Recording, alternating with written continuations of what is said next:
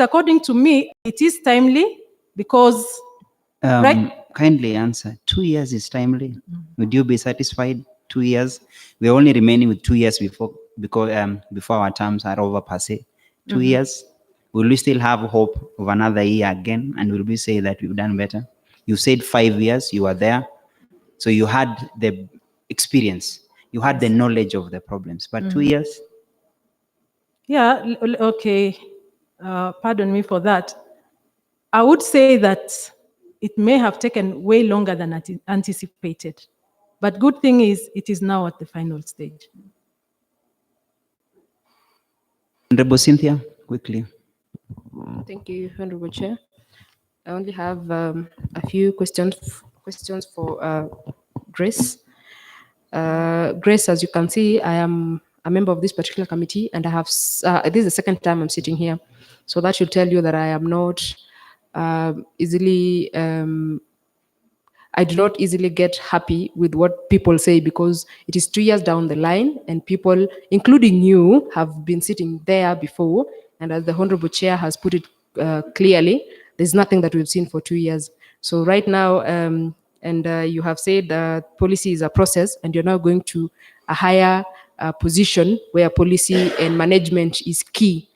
And again, now that policy making is a process, we will now, I'm tempted to think that I will now wait for 2 years for another policy for the ECD's construction and management of vocational training colleges to come back.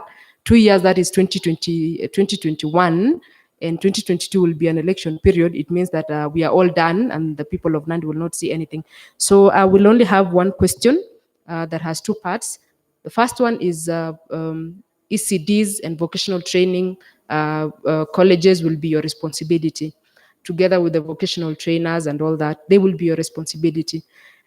As we speak, you having dealt with the HR people, hiring and promotion, and there are not very good comments about you in that particular position from the people, majorly because maybe they are aggrieved parties. Tell us the services, the challenges that the ECDs and the vocational training colleges and their trainers face together with the ECD teachers, their challenges and how you intend to mitigate those challenges in only two statements: the challenges in the first one and the mitigation channels that you intend to use given that opportunity, if you will be given the opportunity. Thank you. Okay. Allow me to break it into two, to the ECD and to the vocational training centers.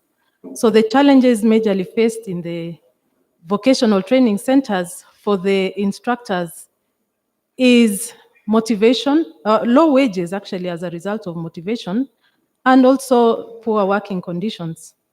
And I would, in my position as a CEC member, try to overcome these challenges by ensuring that we prioritize creation of a scheme of service to ensure that we have a system that properly enumerates the instructors in the VTCs, and also creation of a good infrastructure to create a good working condition.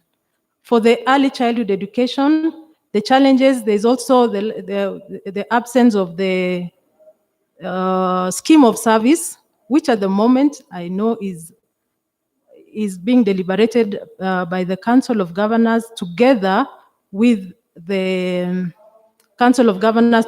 Salaries and Remuneration Organization. So once there's a scheme of service in place, we'll be able to motivate and attract and motivate the teachers so that they can be able to deliver their services effectively. Thank you. Kindly speak to the infrastructure, the vocational training infrastructure and ECD infrastructures. Okay. In as far as the infrastructure for vocational training is concerned, the infrastructure is really wanting, in the sense that all the vocational training centers are not well developed. So what I would do in these circumstances is, first of all, to ensure that we cap the creation of more vocational training centers in order to concentrate on the current ones first, and establish possibly centers of excellence where we will concentrate on specific skills for specific centers. As for the early childhood of education, I know there's been a challenge, especially in the labor-based system of the model of projects. What I'll do is ensure that we review this model so that it can serve the purpose for which it was identified, as in efficiency and low cost of service delivery and timeliness. So that is my take. Grace. Honorable Kirongo. Thank you, Chair. Now, good afternoon. Good afternoon. Just to join what my colleague have just stated, we have the ECD structures that were given out first year. This is the third year. And about 70% not complete. Maybe you can tell us the timeline that you are given, if you're given the opportunity to today, for how long are you going to fix this? Thank you, Chair. Well, I know that we have 3 sets of projects right now in ECD, which are in different levels of completion. The first assignment, or the first strategy I would adapt once I get into office, is to do a SWOT analysis of all these projects to know where the gray areas are. There is a strategy in management called Rapid Results Initiative, which can assist in ensuring that issues or work that has stalled for quite a number of time can be given a timeline and be given a plan to ensure that completion is or progress is achieved within the shortest time possible. I wouldn't particularly give you the time per se before I do my SWOT analysis, but I would say that the strategy I would adapt to take the shortest time possible, especially for those projects that have stagnated to be completed, I would use the Rapid Results Initiative. Thank you. Thank you, Chair. Maybe you can tell us the public code of conduct that guide public officers. Mm-hmm. The public code of conduct? Yes, you can mention to this committee. Sorry, kindly repeat the question? Name some of the public code of conduct that guide public officers in operation. Allow me to get clarification for that. Do you mean like the Public Officers Ethics Act? Yes. Okay. So we have regulations and guidelines that guide on public service. We have the Public Service Officers Ethics Act, the Constitution, which is the Supreme 2010, the Constitution of Kenya 2010, the Public Procurement and Asset Disposals Act, the Public Finance Management Act, there's also the County Government Act, Employment Act, Public Service, it's called Public Service Act. Yes. Now, Chair, as a matter of curiosity, you know, I've been privileged to vet you. I think this is my third time. 2015 or 2014, and 2017, and now you can share with us what is the magic behind this, because maybe your colleagues have not survived. You can share with us so that at least we can borrow 1, 2, 3. Yes. Thank you, Chair. If I hailed from the community, from a certain community, I would attribute it to that on a light note. But I don't think there is any what I can attribute this to is the fact that I've been able to deliver despite challenges here and there within the systems, and I've been able to prove to the authorities my abilities and my capabilities. And that hence the confidence in me holding these positions. Thank you. Honorable Gideon. I think our nominee is being economical with the truth. There must be some magic. I think, nonetheless, maybe at some informal setup, that magic can be divulged. Maybe one question. I've seen that you are the chair of a committee called that is in charge of the training of staff. Could you be able to share some of the achievement that you can enumerate pertaining this particular committee from the immediate former work that you've been doing as a CEO public service? Okay. Let me first explain the structure of the County Training Management Committee. The structure is headed by the Chief Officer in charge of Public Service Management, with membership of chief officers and the head of HR and head of HRD as members. It is decentralized to departments where we have the departmental training committee. The work of the County Training Management Committee is to coordinate and approve all trainings within the county.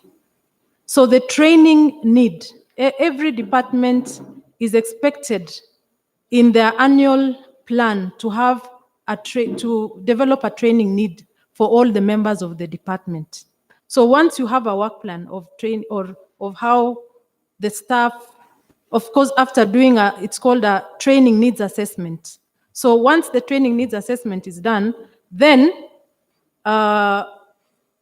members of staff are allowed to go. Sometimes a staff is recommended for training, or sometimes on their own volition, they can request for a certain training. So the department training committee sits and approves or disapproves the training and escalates it to the county training management committee, who will also either approve or disapprove the training, depending on factors such as budgetary allocation, the need for the training, amongst other things. Thank you. Fair enough. Education department has had challenges since the first regime. CEC in charge of education has always been on the receiving end, right from the first assembly. The first CEC to be impeached in the advent of devolution was the CEC in charge of education, one drop. You are in that also first regime. You must have known the issues that led to the same. The immediate former holders of the department has had a rough time. I don't know what plans do you have in place to surmount the challenge in this particular department in trying to manage the issues of construction of ECD, issues of distribution of bursary, and the management issues within the department, to be able to surmount these challenges facing this particular department, including and not limited to infighting between the heads, the CC and the CEO for that matter, because that was one of the issues that was raised during the issues with the loss of tires and materials for ECD centers. Thank you. So when I first received nomination for this position of CECM education, I took time to do consultations and learn about the department and the challenges that it has been facing. And what came to my attention is, for one, there was need for rationalization and reorganization of staff within the department, which is a task that I intend to undertake once and God willing, if I am successful to get this position, to ensure that, first of all, we have a staff that is unified, that has a unified purpose and a unified vision within the department, so that we are able, the implementers of the mandate within the department is the staff. So if we don't have that staff that is working in unity, then we may never be able to achieve that. So the first thing is to do a rationalization, do a needs assessment of the staff, ensure that skills and functions are aligned, and ensure capacity for the various roles within the department, which goes in line with the projects within the department, which will form my second question. Because I realized a big weakness that was within, or that has arisen, was ability to manage the projects, especially the human resource capacity. So building that capacity for the staff to ensure that project management is seamless and is done in a professional manner. There's also the issue of systems, especially the management of records, that I would really need to look at to ensure that there is accountability for every stage in whatever system exists within the department. There's also the procurement process. There's need to strengthen the procurement is decentralized to department, but there needs to be further strengthening of that procurement function within the department. And this calls for human resource capacity as well as training of the staff that are at hand. Thank you. Don't you think that your assertion, in a nutshell, is somehow indicting you in the former office? Because you've talked of human resource. Or what was the relation from the various department to your department in the previous workstation that you are in? Actually, the current workstation that you are in as the CEO of Public Service. What was the ways of engagement between the departments and your office? Definitely, it was consultative. And even as I speak, I want to say that I don't want to say that I was not aware of the challenges that existed within the department, especially in terms of human resource.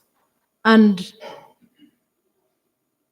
we had received even requests as to maybe the need for strengthening of the human resource, which of course goes hand in hand with budget allocations, because sometimes a department may have a need, but the budget may not allow for that time. So it will call for you to ask them, can we wait for the next financial year so that we can be able to plan accordingly?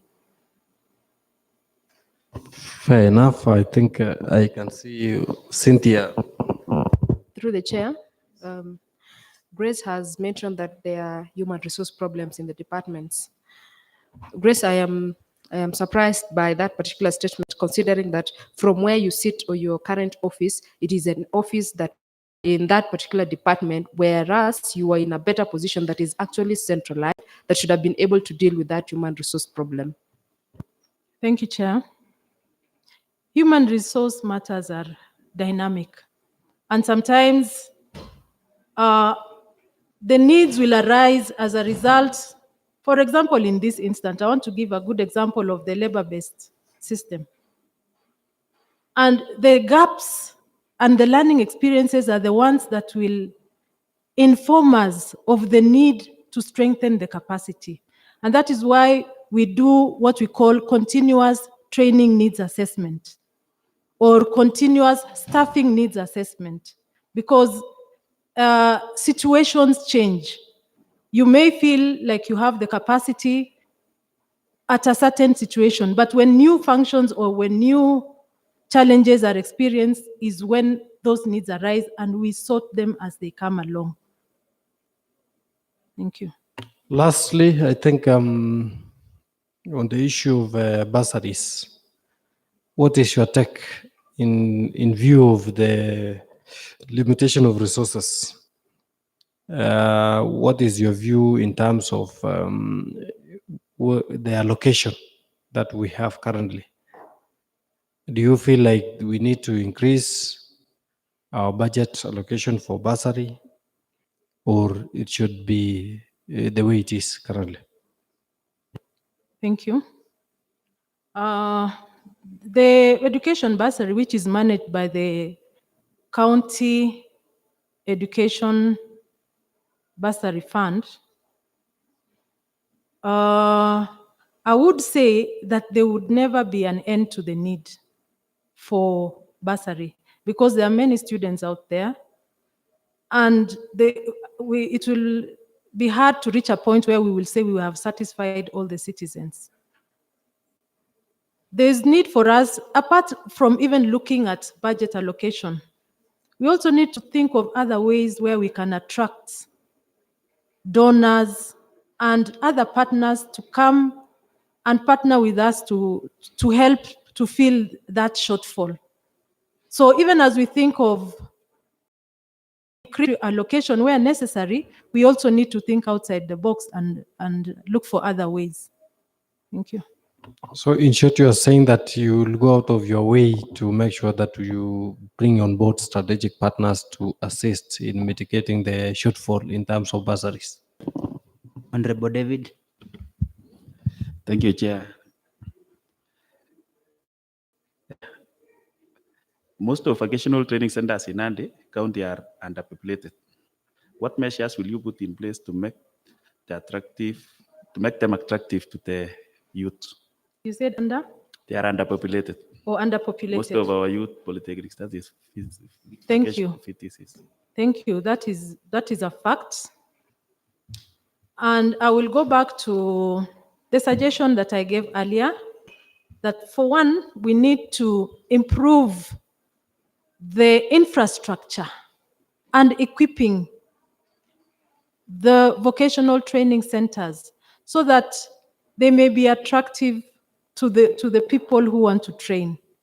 We also, as I said before, we have spread ourselves thin in as far as vocational training centers are concerned, so that even when I think of this financial year, we gave an allocation of I think one classroom each for vocational training, each vocational training center.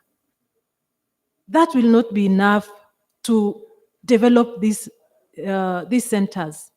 Maybe we need to go back to the drawing board and find out what is the best way that we can develop. And my suggestion would be creating these centers of excellence where, if, for example, we have in Mosop the what is it called? Not Mosop, in Chesume, the tailoring unit.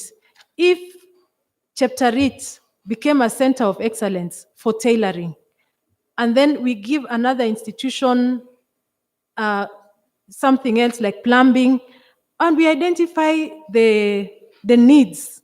We identify like plumbing, electricians, and all these skills, the skills that are most needed and the skills that are most required. And we make sure that we enhance and equip our centers to suit, so that even when the students are graduating, they are ready. There is a market out there ready for them. So we prioritize on the trainings and also ensure that even the staff are well motivated and retained. Thank you. Next question. What are the ethical dilemmas you are likely to face as the CECM for education? Ethical dilemmas. Yes. Thank you, Chair. This position of CECM education, I would say within the county can be considered to be possibly among the top positions within the county. And once one is in such position, there's a lot of pressure from relatives, from the political angle, from close friends, especially for this case on issues of maybe appointment, awarding of contracts. So the possible ethical dilemmas that would arise would be political influence, where you are at a crossroads. Here is somebody who needs a favor and is at a position of political influence. Another possible is even personal interest as opposed to the public interest. So those are the likely ethical dilemmas. But as a state officer, we are guided by principles and values that guide us or dictate how to behave in certain circumstances. Like we have, at times you need to declare a conflict of interest. When a situation has arisen where a close relative of yours is contending for a service or an appointment within your, so that you don't feel compromised. Thank you. And lastly, maybe my last question is, are you able to list some of the VTCs that we have in Nandi County? Yes. There's Kaplamai, Cheptarit, there's Kaptel. May you can be listing, as you say, which sub-county or what? Okay, there's Kaptel in Kaptel Kamoiwa ward. There's Kaplamai in Kiliboni. Okay. There's Cheptarit in Chesume ward. There's Kurgu. We don't have Chesume ward. We have Sorry, Chesume sorry. constituency. I meant Chesume sub-county. Yes. There's Kurgung Surungai ward. There's Kapsabet School for the Deaf, which is in Kapsabet ward. There's Kipkaren, which is in Kipkaren ward. And many others. Thank you. Honorable Bombok. Thank you, Honorable Chair, and also welcome Grace to today's vetting. Thank you. Grace, now that this seat of CC education has been a problem, and most of the time, also as an expert in the various departments, and your colleagues have in the past been spotted in that hot seat of CC education. Will this not scare you from the same? Because the CEO was involved in some issues, the two CCs and the earlier, which was there in the earlier regime. Now, as a part of it, will it not scare you also? Suppose you are being approved for this docket. Thank you. That's a tricky question. But however, I'll attempt to answer it to my best ability. If not me, who? Maybe that is the first question I would ask. And I wouldn't say it scares me at all. For one, I think I have all that it takes in terms of experience. I've been in teacher management, I've been in human resource management. So the wide length of experience I've had, I think has prepared me to go and tackle whatever issues that I'm going to be faced with in the department. Thank you. It's good that you just put faith in this, and I know you will go through. Again, Grace, there's been an issue touching most of these ECT teachers in our county. Most of them have been complaining that they are underpaid. Now that this position very soon may come to you, what steps are you going to take to see to at least through the county policies, such remuneration of salaries for them will just be picked from where they are? Thank you, Chair. Like I said before, I was privileged while I was in the Public Service Board to sit in the committee that is by the Council of Governors and SRC that has been developing a scheme of service, national scheme of service for all ECD teachers, which actually was complete and awaiting it's still awaiting SRC communication. Meanwhile, I wouldn't say that we sit and wait for the schemes of service, but within our ability and within our budgetary ability, we need to continuously find ways of improving remuneration for teachers, because as a matter of fact, it is very low and it can still be reviewed. And that would be one of the assignments that I would give myself to start with. Thank you. Thank you. My last question, Grace. According to my judgment, and the point of view, you have at least talked about the strength that I see you are just having in this without any weakness. However, as a human being, it's good that you are putting it in that way. My last question was, there's been most of the time no cooperation between the assembly and most of the CEC members. So as one of you, when you are vetted and then you go through, will you encourage others, because now you have gone through such a panel?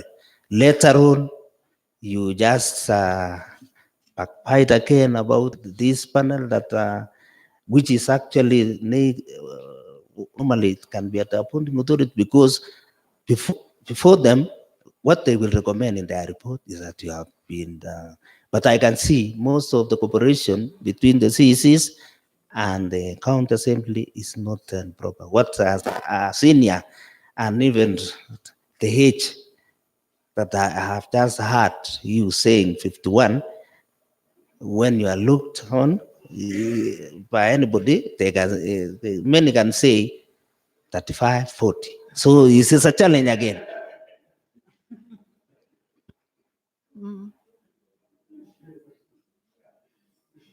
Okay, so That one was. The issue is the relationship between assembly and the executive. Well, personally, I've believed in establishing a rapport with anybody that you work with. And even as a CEO, I have been able to associate and work with many members of the county assembly. I've had no challenges, and I don't foresee any challenges working with members of the county assembly. What I would say is there is that need for continuous consultation and sitting together at a round table when we feel that issues are going south or are not going well, so that we can resolve any arising matters. So it is all a matter of constant consultation and rapport. Thank you. I hope you will pass to others about that issue. Through the chair. Honorable Cynthia. one last one. Grace, a strategy, allow me to use this. A strategy is some sort of a plan of action you design with an intention of achieving a certain goal. For us as the members of this county assembly, we have had so many, the ECD centers have never been completed to date. Now, I want to ask, what is your strategy? That strategy that you have to ensure that for the financial year 18-19, which the tenders have already been given out for the 2 ECDs per ward and some wards have won, what is that strategy to ensure that in the next 4 months, because we will be halfway the financial year, those particular ECDs have been completed? Thank you. I don't want to repeat what I had said, but maybe I will repeat and add on to what I said, because I had initially said that I would employ a strategy of rapid results initiative, which is a very good tool in management to ensure that certain work is accomplished within a stipulated time.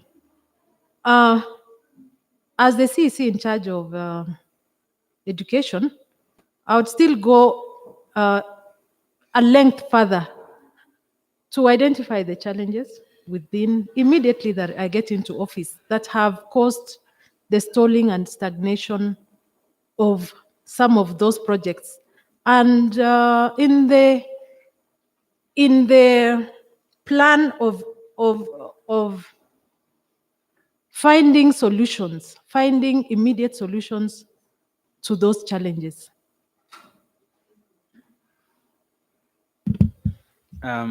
Grace, I think you've been asked so many questions, but all boils down to proving to this committee and generally the assembly, the education department ranks the first after the roads department, being the Waterloo of every person. Honorable Gideon set the pace by telling you this is where careers are ended. Your parting shot should be, what should we expect? How different will it be? Will it be that the next time we are facing each other in the assembly, there's a report damning saying you are unable to execute your mandate, the department is still limping? And remember again, this house has adopted 3 reports, not 1, not 2, 3. 2 by the by the Committee of Education, the last one by the ad hoc, and it had a serious indictment on the department calling for removal of both the CC and the chief officer.